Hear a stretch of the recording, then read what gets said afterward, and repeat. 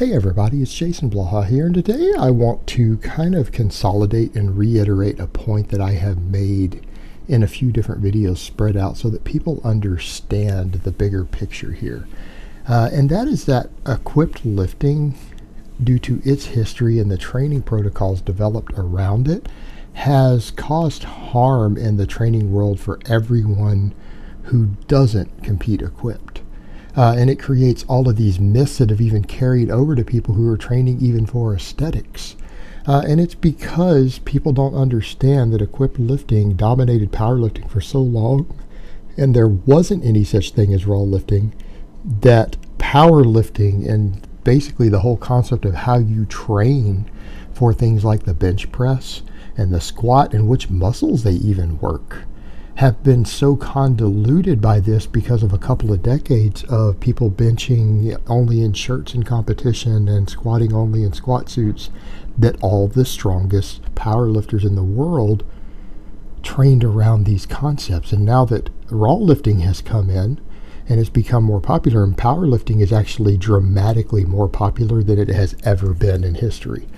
Powerlifting has exploded in terms of meet sizes. Anyone who's been to any meets in the last 3 or 4 years knows what I'm talking about. You see regional meets now with 100, 150 lifters. I've seen a regional meet that had 50 women actually compete. 50 women at one powerlifting meet. And it was a regional meet.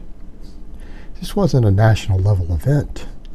Raw powerlifting has exploded because it's more popular. It makes more sense. You don't have to pay a lot of money for a bunch of equipment. You don't have to deal with being cut up and hurt by the suits and equipment and everything. You don't have to deal with the painfulness of them. You don't have to deal with the extra money. You don't have to deal with learning to use them and having training partners to help you get into your bench shirts and jacking the shirts and all this other stuff.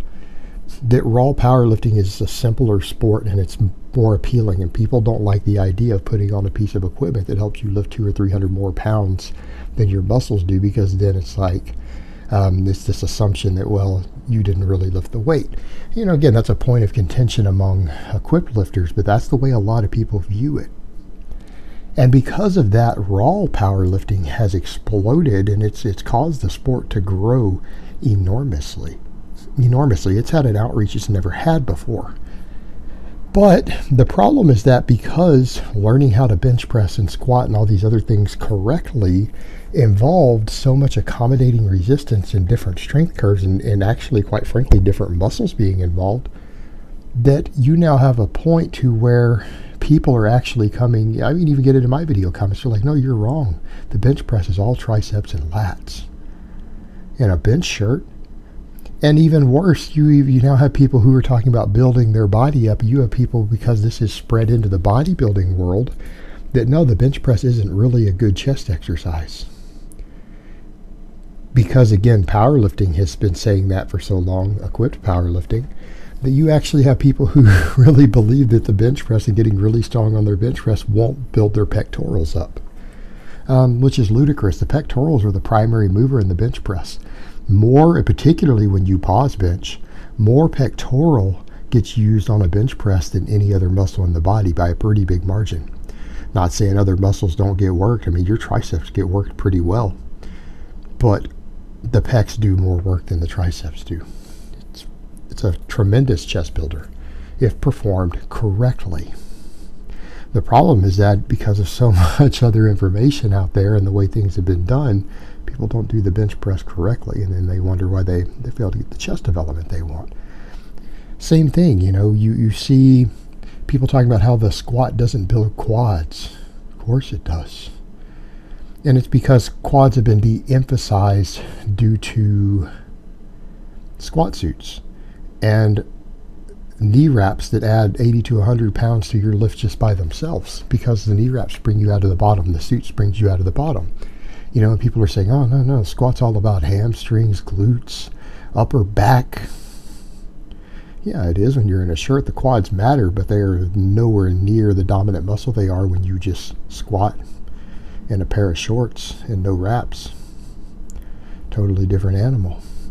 But all of this has created these ideas, and even worse, it's created this whole concept that doing partials and accommodating resistance by overloading the muscles creates strength and size for these lifts. And people need to understand where that comes from. That is from the equipped world where the strength curve is different, because in a bench press shirt,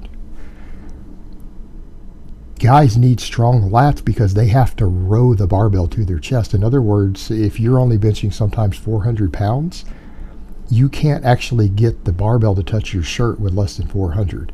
What I mean is some multiply shirts are so stiff that you need at least 400 pounds on the bar for some people for them to even physically be able to touch their chest with the bar. So if they're warming up with the shirt on and they only have 315 on the bar, they can't actually make it touch their chest. The shirt will not compress enough, and the bar will stop 3 or 4 inches short of their chest, and they'll have to row as hard as they can to maybe see if they can jerk the bar to touch their chest. That's how stiff these shirts are.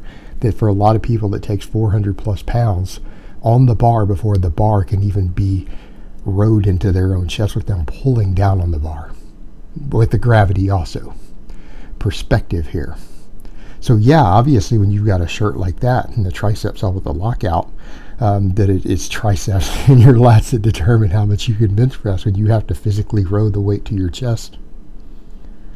Of course it matters then, and then triceps on the lockout, because the shirt itself creates so much more tension for the chest than the pecs ever could on a bench, if that's where the work is done. But that changes the strength curve too, because you have hundreds of pounds of extra force coming out of the bottom. The bottom is normally the hardest part.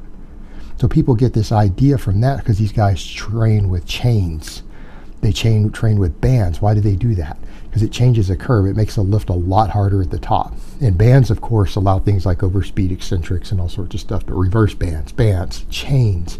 How about board presses? How about the slingshot that Mark Bell invented? The slingshot replicates the strength curve a little closer to a bench shirt. These are all tools that equipped lifters use to increase their bench press. They don't work when you're a raw lifter. Do you know why? Because everyone is already stronger at the lockout. What good's that going to do you? So you don't want to make your chest work hardest where the chest is doing the most work, so you just want to de-emphasize your chest on a bench press? Well, that's not going to help improve your bench press, and it's not going to help build your chest. So here's what I would tell people. If you're going to bench press raw, you want to get strong at building a raw bench press. A slingshot, chains, bands, board presses cannot, and I'm going to repeat, cannot improve your raw bench press, because they don't allow you to work at the part of the bench press that needs the most work, the part where the lift is the hardest. They let you skip that to work on the area where you're already stronger than what your max bench is. Why do you think people can do lockout work with boards or chains or whatever else for reps that's higher than their 1 rep max already? Because you're already stronger at your lockout. If you can bench 315 paused on your chest, if you do lockout work, you might be surprised that you'll be able to do 500, 600 pounds if you cut the range of motion down short enough at the top.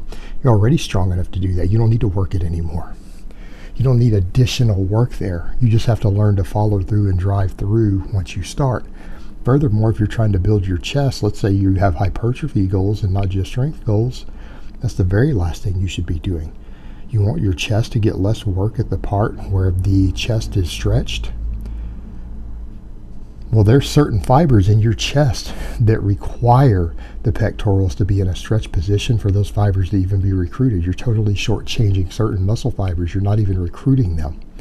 Of course, your chest isn't going to grow maximally. You're not stretching it. You're shortchanging the range of motion. But, people have all these ideas that have come from the equipped world that literally do nothing for you if you don't train for that specific sport, equipped powerlifting. It's really harmed the training knowledge out there for everyone who is doing something besides that specific sport. It's not useful, it's not helpful, it's counterproductive. It teaches training methods and makes people think training methods work that don't work for what their other goals are.